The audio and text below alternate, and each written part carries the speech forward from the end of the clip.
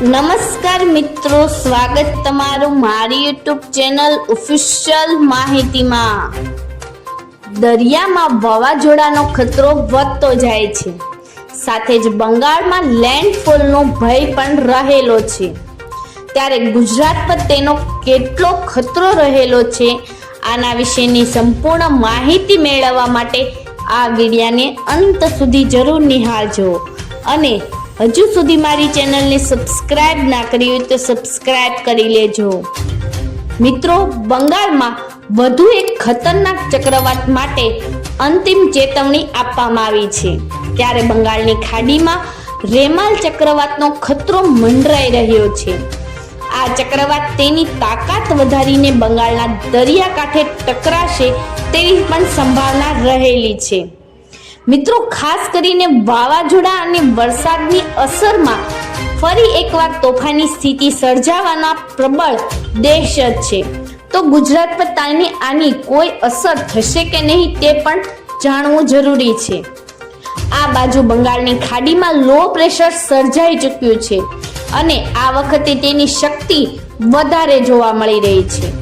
હવામાન શાસ્ત્રીઓએ જણાવતા કહ્યું છે કે શુક્રવાર સવાર સુધીમાં ડિપ્રેશન વધુ તીવ્ર બનીને ડીપ ડિપ્રેશનમાં પરિવર્તિત થઈ શકે છે। જો સ્થિતિ આવી જ રહી તો ડીપ ડિપ્રેશન શનિવાર સુધીમાં ચક્રવાતમાં પરિણમી શકે છે।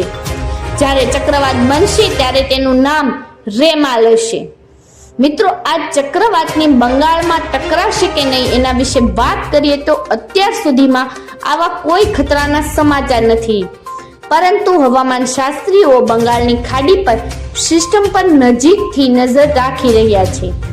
હજુ સુધી હવામાન વિભાગે આ ચક્રવાતના લેન્ડફોલ વિશે પણ કંઈ પણ સ્પષ્ટપણે જણાવ્યું નથી।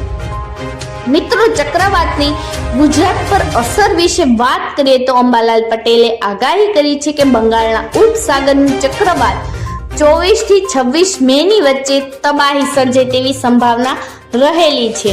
મિત્રો, ખાસ કરીને અરબ સાગરના ભેજને પગલે ગુજરાતમાં 26 મે થી 4 જૂનની વચ્ચે આંધી વળોંક સાથે વરસાદ પડવાની સંભાવના રહેલી છે। તેમણે મીડિયાને પણ જણાવ્યું છે કે 28 મેના રોજ રાજ્યમાં કેટલીક જગ્યાએ વરસાદની સંભાવના રહેલી છે। જોકે અમદાવાદ હવામાન વિભાગ દ્વારા આ મામલે હજુ સુધી કોઈ ચેતવણી જાહેર કરવામાં આવી નથી। મિત્રો, અંબાલાલ પટેલની આગાહી અનુસાર ગુજરાતમાં 7 થી 14 જૂન સુધીમાં ચોમાસું આવી શકે છે।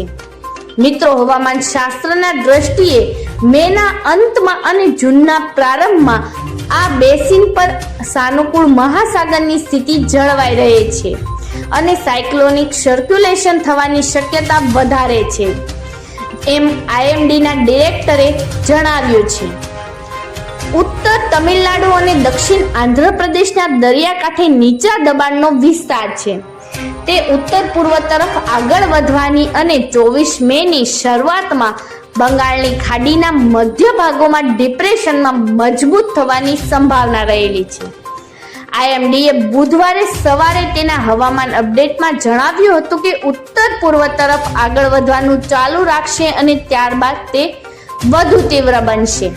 મિત્રો, લો પ્રેશર વિશે વાત કરીએ તો લો પ્રેશર સિસ્ટમના વિકાસ સાથે આઈએમડીએ પણ પૂર્વ ભારતના વિસ્તારોમાં ભારેથી અતિ ભારે વરસાદની પણ ચેતવણી આપી દીધી છે।